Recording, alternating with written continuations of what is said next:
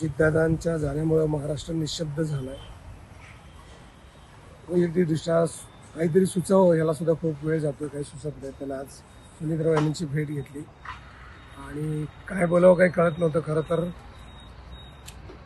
त्यानंतर मोठे साहेबांची पण भेट घेतली.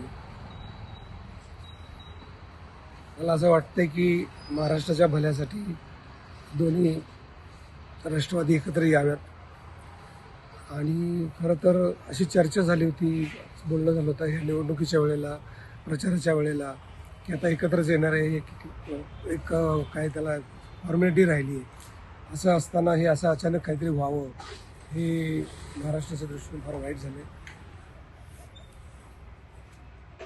दादांचा जो उमदा डिसिजन घेण्याचा जो स्वभाव होता तो स्वभाव यावा परत महाराष्ट्राच्या भल्यासाठी, आणि त्या दृष्टीने त्यांचं त्या अर्थानं त्यांचं स्वप्न पूर्ण व्हावं आणि ताकद वाढायची असेल तर दोन्ही राष्ट्रवादींनी एकत्र यावं.